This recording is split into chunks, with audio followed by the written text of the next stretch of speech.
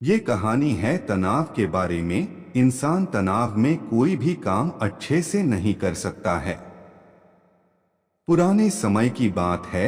एक राजा अपने राज्य में राज करता था। उसका राज्य बहुत खुशहाल था और राज्य में धन धान्य की कोई कमी नहीं थी। प्रजा और राजा खुशी से अपना जीवन जी रहे थे। लेकिन एक वर्ष उस राज्य में अकाल पड़ा और पानी की कमी के कारण फसलें सूखने लगी। ऐसी अकाल की स्थिति में किसान राजा को लगान नहीं दे पाए और इस वजह से राजस्व में कमी आ गई और धीरे धीरे राजकोष खाली होने लगा। ये सब होने से राजा का तनाव अब बहुत बढ़ गया था। वो हर वक्त सिर्फ यही सोचता कि राज्य का खर्च कैसे चलेगा। कुछ समय के बाद स्थिति सामान्य हो गई और अकाल का समय भी निकल गया, लेकिन राजा के मन में अभी भी अपने राज्य के लिए चिंता थी। राजा के दिमाग में अभी भी हर वक्त यही रहता कि अगर राज्य में पुनः अकाल की स्थिति आ गई तो क्या होगा। उसके अलावा भी वो दूसरी चिंता करता रहता, जैसे कि पड़ोसी राज्य का भय और मंत्रियों का षड्यंत्र आदि। वो इन सब चिंता के कारण रात को अच्छे से सो भी नहीं पाता था और उसकी भूख प्यास भी इस तनाव ने छीन ली थी। वो अपनी इस हालत से परेशान था। राजा जब भी अपने राजमहल के माली को देखता तो आश्चर्य में पड़ जाता, क्योंकि दिन भर मेहनत करने के बाद वह रूखी सूखी रोटी भी मजे से खाता और पेड़ के नीचे आराम से सोता था। राजा को कई बार उस माली से जलन भी होती थी। एक दिन राजा के दरबार में एक महात्मा आए। राजा ने अपनी समस्या उस महात्मा को बताई और उनसे ये भी कहा कि आप मुझे इस समस्या को दूर करने का कोई उपाय बताइए।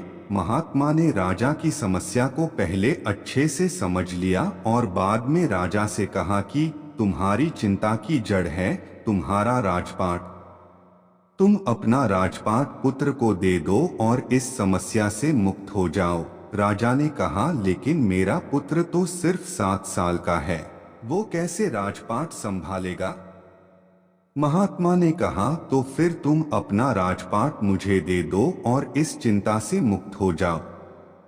राजा अपना राजपाट उस महात्मा को देने के लिए तैयार हो गया और उसने अपना राजपाट महात्मा को सौंप दिया।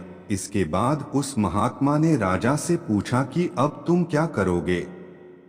राजा ने कहा, मैं कोई कारोबार कर लूंगा। महात्मा ने कहा, लेकिन तुम कारोबार के लिए पैसों की व्यवस्था कैसे करोगे। अब तो सारा राजपाट मेरा है और इसलिए राजकोष के धन पर भी सिर्फ मेरा ही हक है। राजा ने कहा, कोई बात नहीं, मैं अब नौकरी कर लूंगा। महात्मा ने कहा, अगर तुम्हें नौकरी ही करनी है तो तुम्हें कहीं और जाने की कोई जरूरत नहीं है। तुम राजमहल में ही रहकर मेरी ओर से ये राजपाट संभाल लो और मैं अपनी कुटिया में ही रहूंगा। राजा ने कहा, अच्छा ठीक है।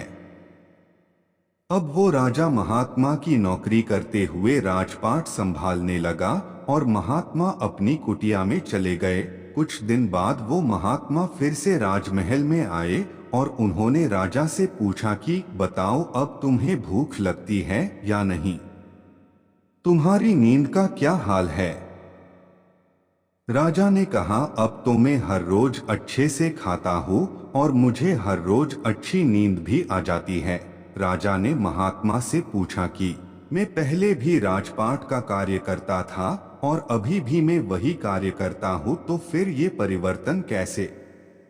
महात्मा ने मुस्कुराते हुए जवाब दिया कि पहले तुमने अपने कार्य को बोझ बना लिया था और तुम हर वक्त उस बोझ को अपने दिमाग में लेकर तनाव के साथ घूमते थे, लेकिन राजपाट मुझे सौंपने से तुम अपना सारा कार्य अपना कर्तव्य समझकर करते हो और इसलिए ही तुम अब तनाव मुक्त हो गए हो।